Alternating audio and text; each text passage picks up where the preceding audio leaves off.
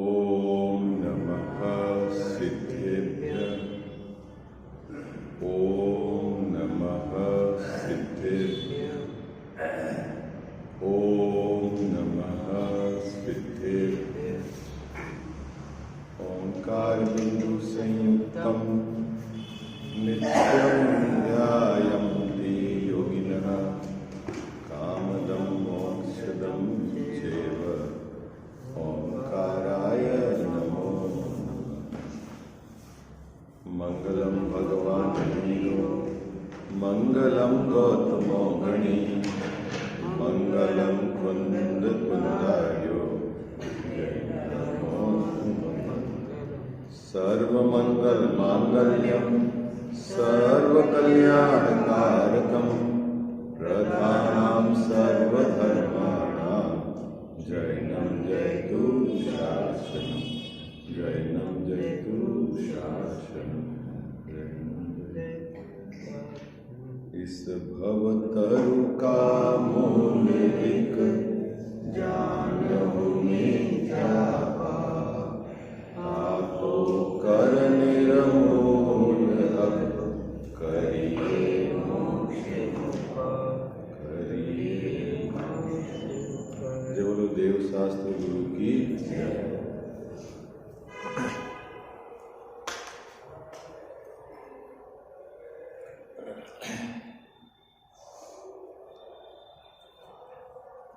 कल ये बात हुई थी अपनी,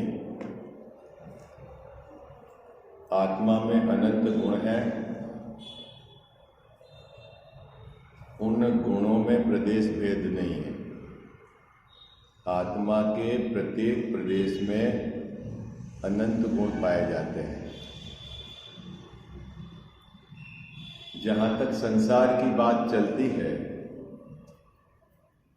ग्रंथ में 3 गुण उसकी विपरीतता से कथन है। श्रद्धा की विपरीतता मिथ्या दर्शन, ज्ञान की विपरीतता मिथ्या ज्ञान और चारित्र की विपरीतता मिथ्या चारित्र। और इनका सम्यक रूप परिणमन है ना, सम्यक दर्शन, सम्यक ज्ञान और सम्यक चारित्र। गुण तो एक ही है ज्ञान, गुण तो एक ही है श्रद्धा, गुण तो एक ही है चारित्र। वह स्वाभाविक भी परिणमन करता है और वैभाविक भी परिणमन करता है ना। ऐसा क्यों है? तो उस गुण में उस प्रकार की योग्यता पड़ी हुई है। इतनी अपन ने कल बात की। मुद्दा यह है कि सुखी होना उसका उपाय क्या है। तो आचार्य भगवंत ने कहा, बतलाया कि जब श्रद्धा सम्यक रूप परिणमित होगी तब सम्यक दर्शन होगा, और सम्यक दर्शन होते ही आपकी परिणति में धर्म प्रारंभ हो जाएगा। बिना सम्यक दर्शन के परिणति में धर्म प्रारंभ नहीं होता। अभी श्रद्धा का सम्यक परिणमन कहते किसको है कि श्रद्धा जब अपना जो त्रिकाली ध्रुव भगवान आत्मा, उसमें अहम ये ही मैं हूं ऐसा स्वीकार करती हुई परिणमे, तब वो कहते हैं श्रद्धा का सम्यक परिणमन। आई बात समझ में? देखो, श्रद्धा को मैं हूं ऐसा नहीं सीखना है, वो तो उसका मैं हूं होकर ही परिणमन है। बात पकड़ में आई? वर्तमान में अभी जो श्रद्धा है वो अभी भी मैं हूं ऐसा ही करके परिणमित होती है। श्रद्धा का काम ही है अहमपना स्थापित करना। लेकिन मिथ्या क्यों है कि श्रद्धा ने जो अहमपना अपना त्रिकाली ध्रुव स्वभाव है उसमें न करके शरीर और आत्मा दोनों को मिलाकर ये मैं हूं, संयोगों में मैं हूं ऐसा मैं हूं पना अहम करा हुआ है, सो मिथ्या है। आई बात समझ? और ये श्रद्धा का परिणमन, श्रद्धा गुण की स्वयं की अपनी ताकत है कि वह प्रति समय अनंत गुणों से निरपेक्ष और बाहर के सभी द्रव्य से निरपेक्ष रहकर परिणमती है। आई बात समझ? क्या क्या कहा बाबूजी ने? जो श्रद्धा गुण है ना, वो कोई अन्य गुण उसको परिणमन करा देता है, ऐसा नहीं है। और अन्य द्रव्य तो जाने दो, वो तो बहुत दूर पड़ा हुआ है। अब मुद्दा यह है कि श्रद्धा को सम्यक रूप परिणमन करने के लिए आचार्य भगवंतों ने उपाय क्या बताया है? मुद्दा यह है क्या? श्रद्धा को सम्यक रूप परिणमन करने के लिए उपाय क्या बताया? सम्यक रूप परिणमन किसको कहते हैं? जब यह जीव पर और पर्याय से पार भगवान आत्मा जो मैं हूं उसमें अहम करते परिणमे। परिणमन करना तो उसमें द्रव्यत्व नाम की शक्ति पड़ी हुई है, गुण पड़ा हुआ है, ठीक है। और अहम करना उस गुण का कार्य है, लेकिन किस पे? जब वह अपना त्रिकाली ध्रुव भगवान आत्मा उसमें अहम करे तो वह श्रद्धा का सम्यक परिणमन है। आई बात समझ में? कितनी बात समझ में आ रही है आपको? श्रद्धा का सम्यक परिणमन कब है? जब श्रद्धा तो परिणमित होती है प्रत्येक समय, उस गुण का प्रत्येक समय परिणमन होता है, और वो परिणमन उस द्रव्य में शक्ति पड़ी हुई है द्रव्यत्व नाम की, है ना। परिणमन तो होगा, लेकिन सम्यक कब कहना?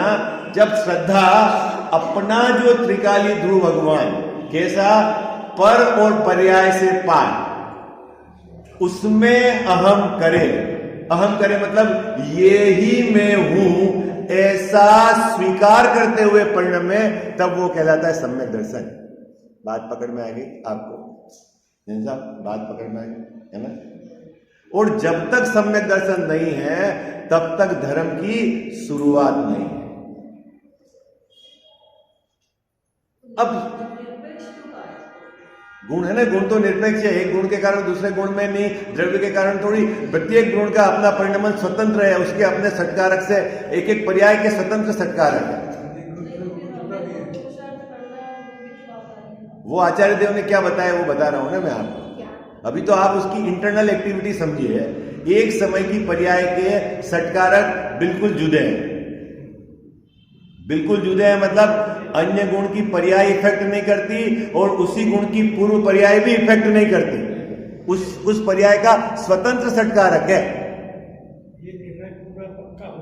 हाँ, अभी कितना लोग समझ में आ रही है बात? नहीं समझ में आ रही है आपको बात? मैंने जो कुछ कही बात समझ में आ रही है क्या? भिन्न षटकारक है। एक समय पहले श्रद्धा गुण का जो आपका परिणमन मिथ्या था और अगले समय श्रद्धा गुण का परिणमन सम्यक हो गया, तो जो सम्यक परिणमन हुआ श्रद्धा गुण का वो पूर्व पर्याय के कारण नहीं, अन्य गुण के कारण नहीं, उस पर्याय के अपने स्वतंत्र भिन्न षटकारक है। इतनी स्वतंत्रता तो आपको पता होनी चाहिए।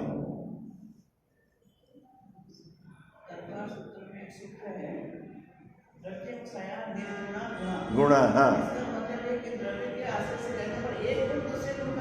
काम नहीं करता है। रहते तो एक द्रव्य में है, ज्ञान ज्ञान का काम करेगा, श्रद्धा श्रद्धा का काम करेगी, चारित्र चारित्र का, ज्ञान श्रद्धा का नहीं करेगा, श्रद्धा चारित्र का नहीं करेगी, सबका अपना। लेकिन रहते एक द्रव्य के आश्रय से, द्रव्य के आश्रय से अनंत गुण रहते हैं, लेकिन एक गुण दूसरे गुण का काम नहीं करते। ये तो इंटरनल स्ट्रक्चर है अपने। अभी जो श्रद्धा गुण है, जैसा परिणमन अपनी योग्यता से करता है, ठीक है, उसमें कोई परिणमन कराने के लिए आपको कुछ करना नहीं है। अभी मुद्दा यह है कि उस श्रद्धा ने अहमपना अपना त्रिकाली भगवान आत्मा उसमें स्थापित न करके असमान जाति मनुष्य पर्याय में स्थापित करा हुआ है, इसलिए वो मिथ्या है। और जब वह अपने को त्रिकाली ध्रुव भगवान रूप स्वीकार करेगा तब वह सम्यक है। इतनी सी बात है। अब ये काम कैसे होगा? मुद्दा यह है, काम कैसे होगा? तो आचार्य भगवंतों ने इसके उपाय की चर्चा, इसके पुरुषार्थ की चर्चा श्रद्धा की तरफ से न करके ज्ञान की तरफ से की। किसकी तरफ से करी? ज्ञान की तरफ से की। ऐसा क्यों किया आचार्य भगवान ने? कि आचार्य भगवान ने इसलिए कहा कि जब ज्ञान में सम्यक निर्णय हो जाता है तब श्रद्धा स्वयं उसमें अहम करती हुई परिणमती है। किसमें? जो सम्यक निर्णय ज्ञान ने लिया, लेकिन ज्ञान के निर्णय के कारण नहीं, वो तो श्रद्धा की अपनी स्वतंत्र। इतना तो आपको समझना पड़ेगा। क्या कह सब कुछ कई बात में मुझे डर लगता है, कठिन तो नहीं हो रहा, आपको समझ में तो आती है। हाँ क्या बाबूजी, ज्ञान ने निर्णय ले लिया है और श्रद्धा को करना पड़े। श्रद्धा की अपनी स्वतंत्र योग्यता है, लेकिन जब ज्ञान सम्यक निर्णय ले लेता है तो श्रद्धा स्वयं अपनी योग्यता से जो ज्ञान ने सम्यक निर्णय लिया है उसमें अहम करती हुई परिणमती है। यह है इंटरनल व्यवस्था। तो फिर आचार्य देव ने जितनी भी उपाय की बात की है, किसकी की है? कि ज्ञान। अब ज्ञान में क्या उपाय करना कि जिससे हमको सम्यक दर्शन हो जाए? तो ज्ञान में उपाय क्या करना कि जैसा मैं हूं वैसा निर्णय करना। कैसा मैं हूं? कि जिसमें श्रद्धा अहम करे और सम्यक दर्शन हो जाए। कैसा हूं मैं? कहता है साहब कैसा हूं मैं? अभी यहां सम्यक दर्शन के विषय की बात चल रही, अभी आत्मा के इंटरनल स्ट्रक्चर की बात नहीं चल रही कि आत्मा में पर्याय भी है, आत्मा में रागाधिक भी है, अभी उसकी बात नहीं चल रही। अभी कैसा निर्णय करना है ज्ञान को? कि जैसा निर्णय करना है कि जैसी श्रद्धा उसको स्वीकार करे और सम्यक दर्शन हो जाए। जब ये बात आपके चित्त में बैठेगी तब आपको अपनी खोज प्रारंभ होगी, और उसके लिए आपको क्या करना है?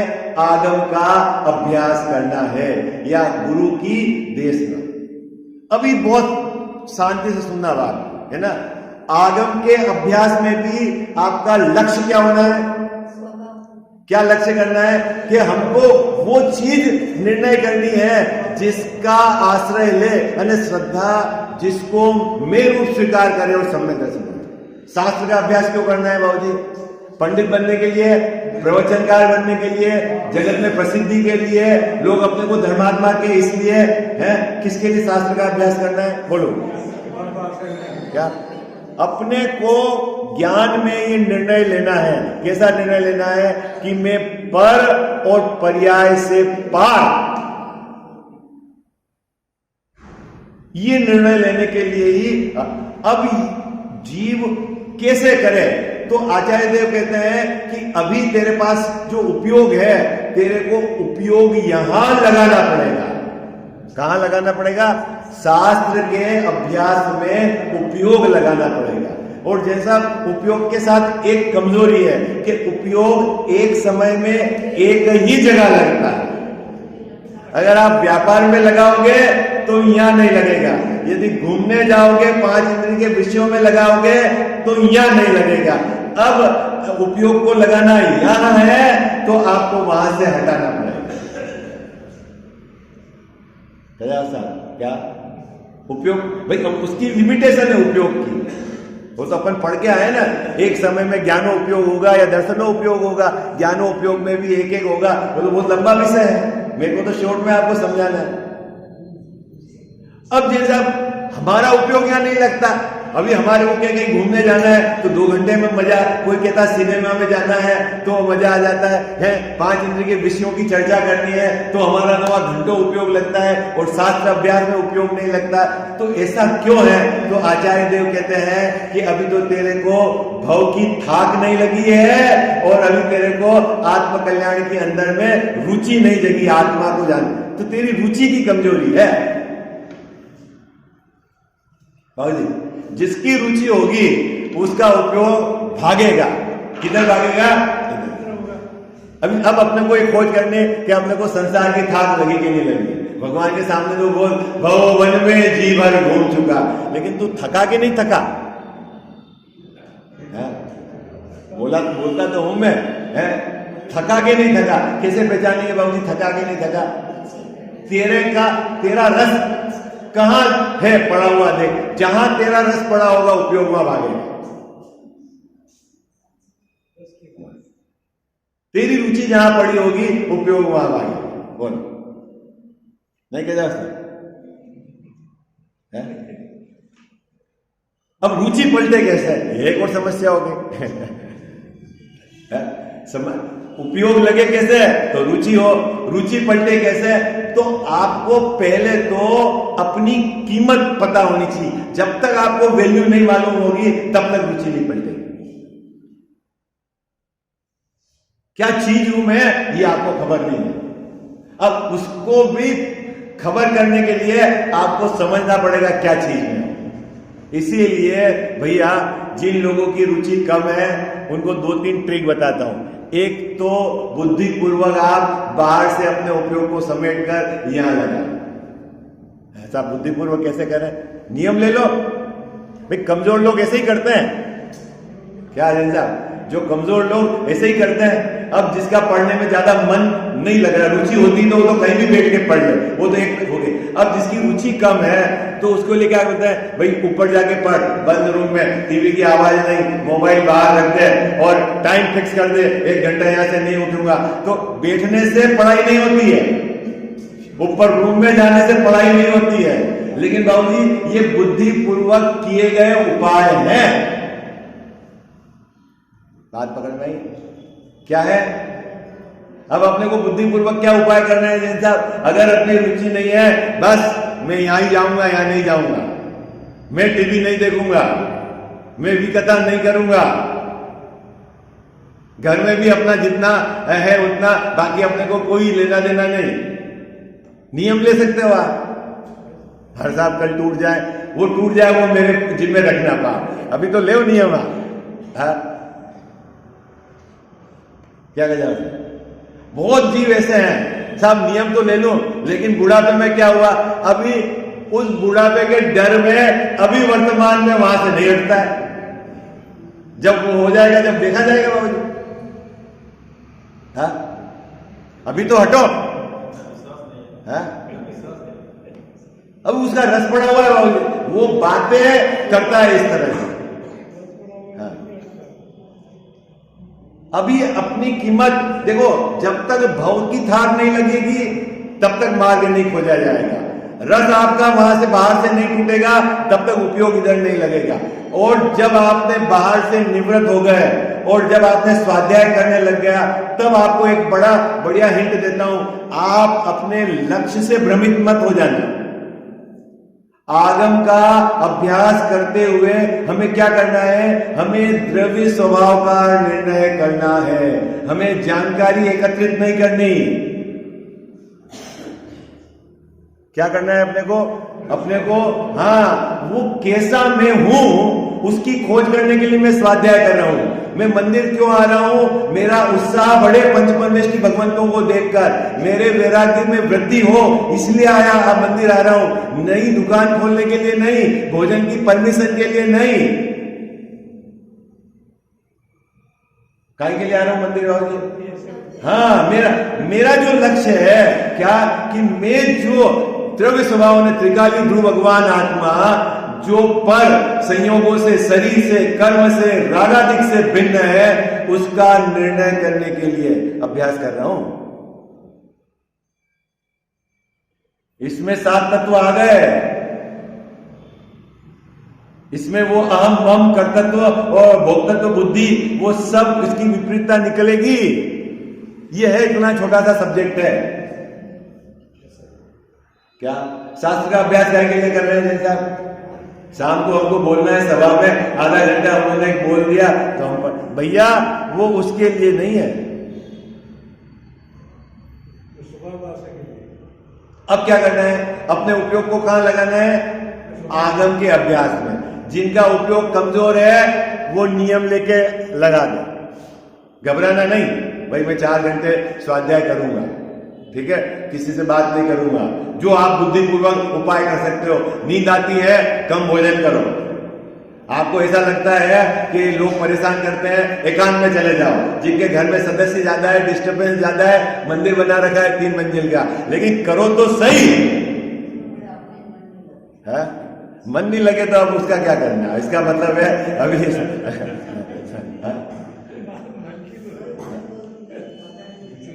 अभी रास्ता ढूंढता है कि नहीं। मैं आपको बताता हूं ईमानदारी से, लक्ष्य है ना नहाने का साबुन, 5 50 पैसे जहां सस्ता मिलता है आप पूछ के वहां लेने नहीं चले जाते? हाँ बोलो। और स्वाध्याय करना है तो आपके पास समस्या ही समस्या है। हाँ बोल, हमको समझ में नहीं आता।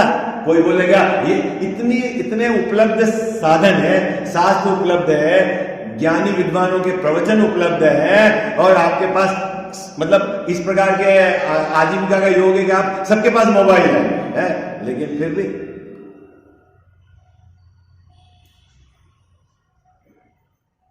इसका मतलब है अभी हमारी रुचि की कमजोरी है। ठीक है, अब रुचि की कमजोरी के लिए अब आपको या तो थकान लगे, उसको लगे अंदर से ये भाव मेरे को अनंत भाव को मिटने के लिए, तब काम होगा। इतनी प्रिपरेशन तो चाहिए बाबू, इतनी तैयारी चाहिए। इसलिए कहा ये मुमुक्षु की पहचान है, लक्षण का मुमुक्षु का श्रीमद में कि कौन मुमुक्षु? कसाई की उपशांतता है, मात्र मोक्ष अभिलाष है ना, भाव से थका हुआ जीव हो वो ये काम करेगा।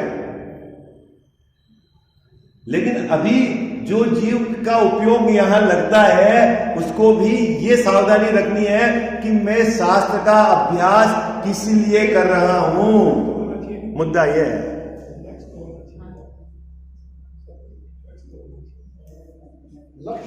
हाँ, तो मुझे क्या करना है गजाव साहब? उस द्रव्य स्वभाव का निर्णय करना है। किस द्रव्य स्वभाव का? जो मेरा द्रव्य स्वभाव कैसा है कि वह पर्यायों से निरपेक्ष है, जिसमें कर्म के उदय क्षयोपशम किसी की अपेक्षा लागू नहीं होती है, ऐसा द्रव्य स्वभाव आगम के अभ्यास से बारंबार विचार करके निर्णय करना है।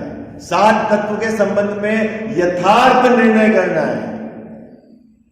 संसार के कारणों का और मोक्ष के कारणों का यथार्थ निर्णय करना है आगम के अभ्यास से। किन भाव से बंद होगा, किन भाव से मुक्ति होगी, उसका निर्णय करना है अपने। यहां उपयोग लगाकर निर्णय करना है। और निर्णय करने की प्रक्रिया भी है। पहले तो आपको शास्त्र का अभ्यास करना पड़ेगा, फिर उसके संबंध में विचार करना पड़ेगा। नहीं समझ में आया तो ज्ञानियों से पूछना पड़ेगा, फिर उन्होंने जो उत्तर दिया उसका विचार करना पड़ेगा, फिर अंदर में तर्क युक्ति लगा के जब तक ये प्रोसेस पूरी होकर निर्णय नहीं हो जाता कि यही बात सही है, तब तक ये काम करते रहना पड़ेगा।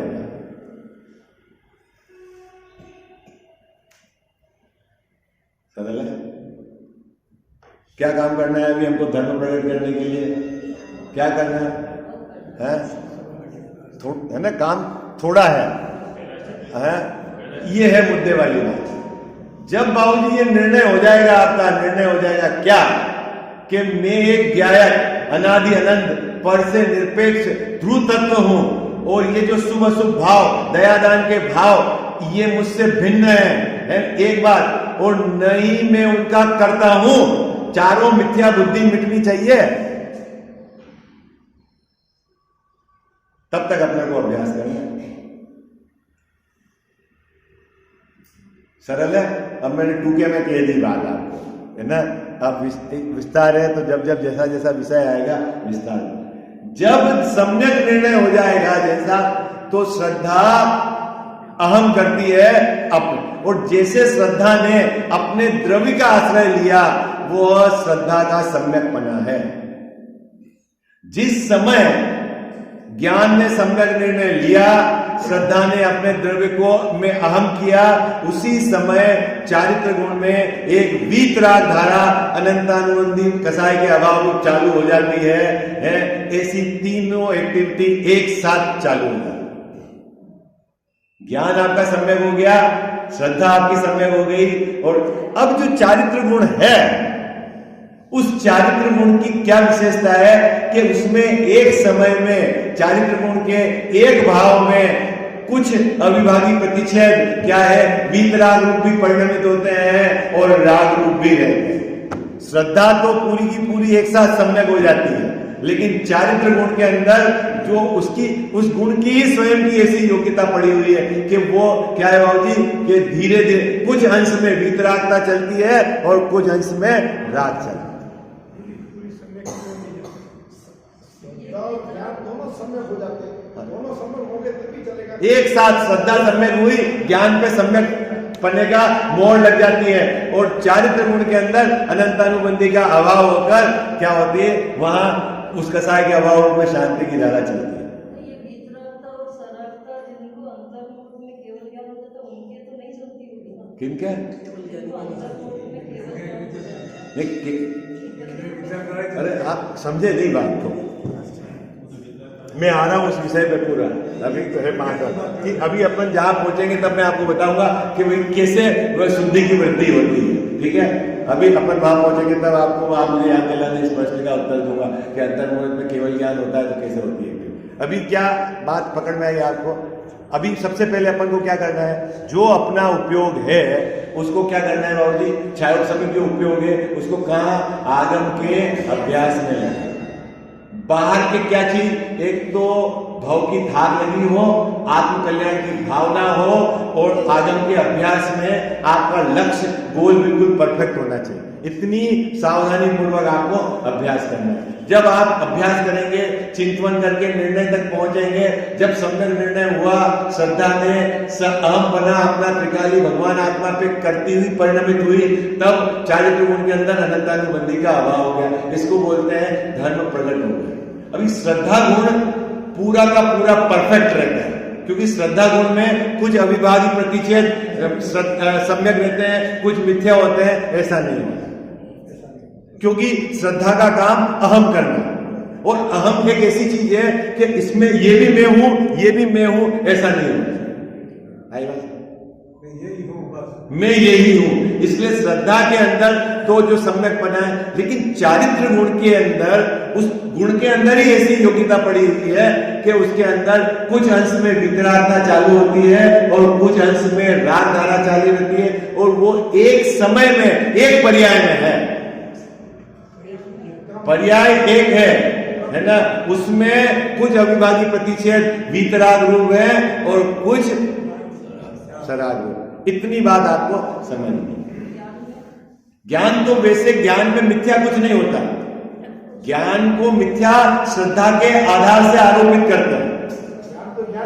ज्ञान जो है ना वो तो ज्ञान ही है, उसकी प्रक्रिया भी बिल्कुल जो जानने की है वैसी ही है, और ज्ञान तो, लेकिन श्रद्धा यदि मिथ्या है तो उसके पृष्ठबल पर ज्ञान जानता है तो मिथ्या ज्ञान, और श्रद्धा यदि सम्यक हो गई और उसके पृष्ठबल पर ज्ञान जानता है तो वो सम्यक ज्ञान।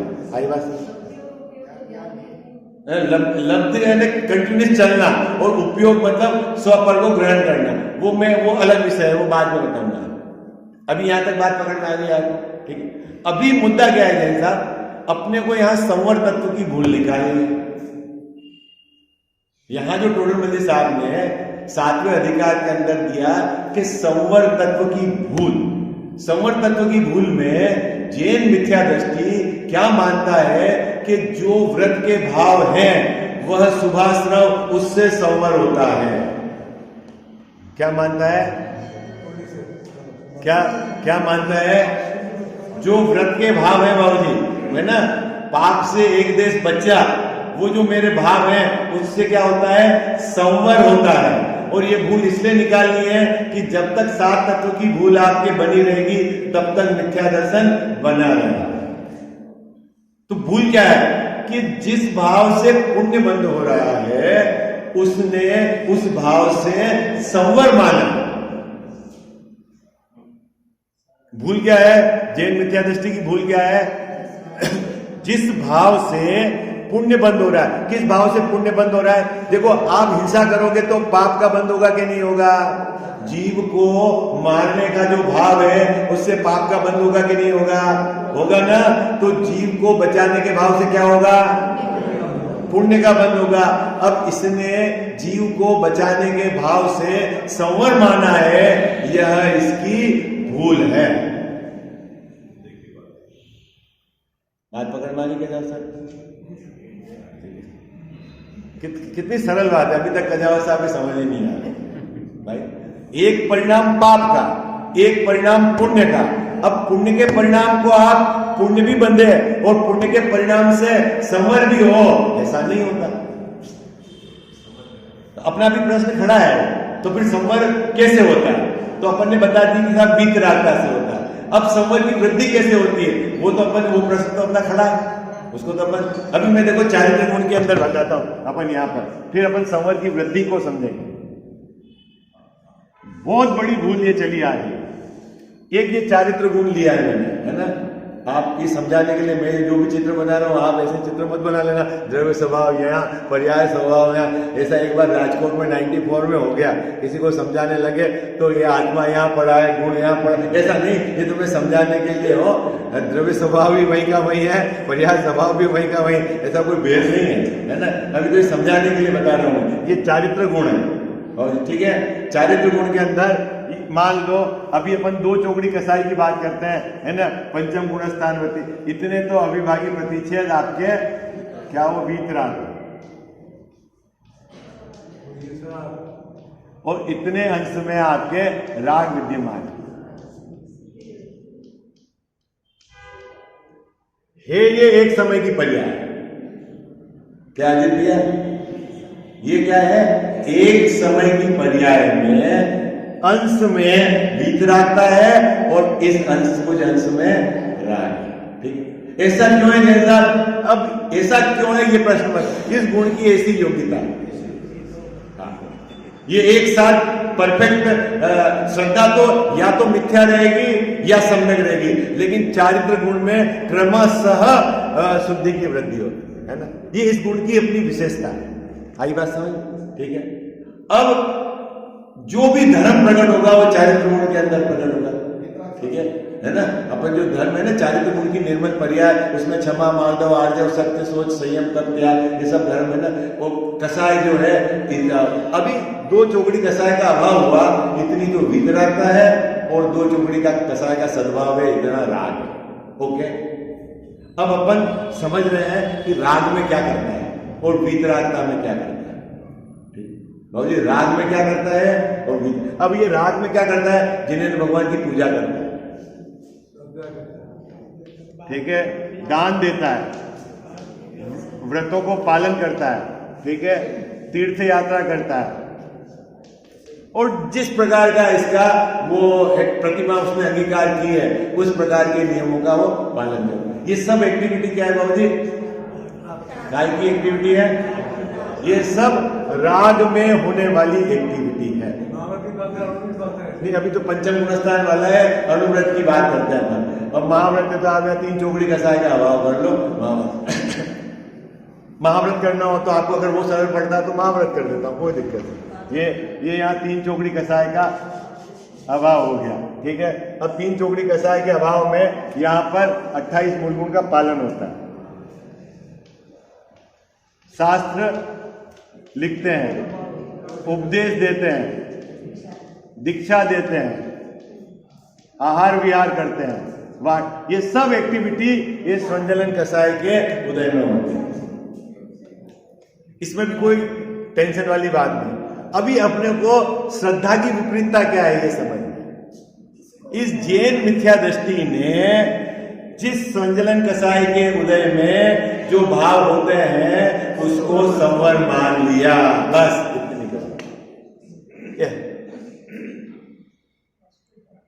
भाव होते ही नहीं है ऐसा नहीं कह रहा हूं, इस भूमिका में ऐसे ही भाव होंगे, ये बात नक्की है। जिस जीव के तीन चौकड़ी कसाय का अभाव होगा वो नग्न नहीं रहेगा, एक भी कपड़े वाला नहीं मिलेगा, जंगल में ही रहेंगे, एक करवट ही सोएंगे, खड़े लेके ही आहार करेंगे, 46 दोष को टाल के ही भोजन करेंगे, लेकिन नग्न रहना, केशलोज करना, विहार करना, है ना, 28 मुल्क का पालन करना, ये राग का रिप्रेजेंटेशन है, वीतरागता का नहीं। इतनी बात समझ नहीं है, इतनी बात आपको समझ समय हो गया आज के पूरा। मेरे साथ ही मैंने कहा समस्या ये है, अपन पहुंचते हैं वापस टाइम पूरा हो जाए। ये बात आपको गले उतारनी पड़ेगी। मैं कह रहा हूं इसलिए मत मानना, आप आचार्यों के बात को समझ, क्योंकि ये भूल है संवर तत्व की। हमने इसको संवर मान लिया, इससे निर्जरा मान लिया। ये तो पुण्यबंध का कारण है, ना यहाँ संवर है या ना निद्रा, तो फिर उनके संवर कैसे है मुनिराज के? अरे भाई 3 चौकड़ी कसाय का अभाव है, वो संवर है उनके।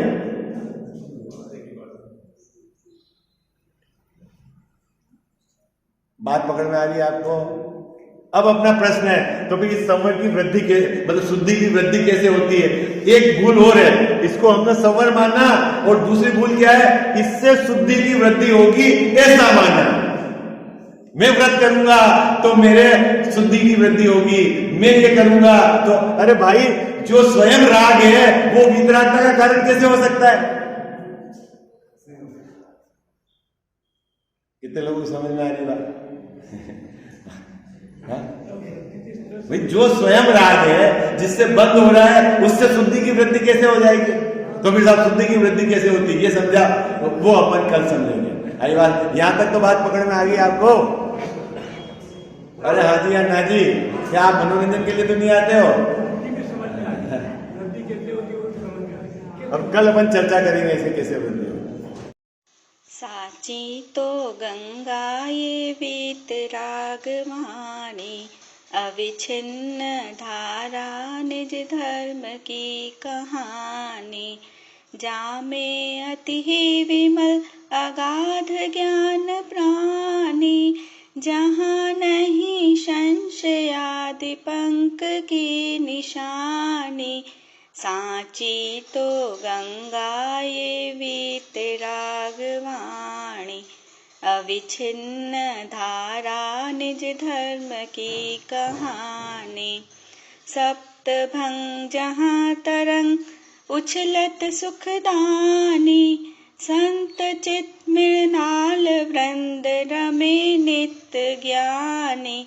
साची तो गंगा यह वीतराग वाणी, अविच्छिन्न धारा निज धर्म की कहानी।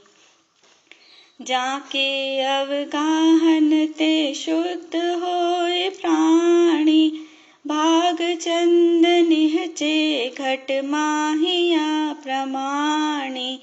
साची तो गंगा ये वीतराग वाणी, अविच्छिन्न धारा निज धर्म की कहानी।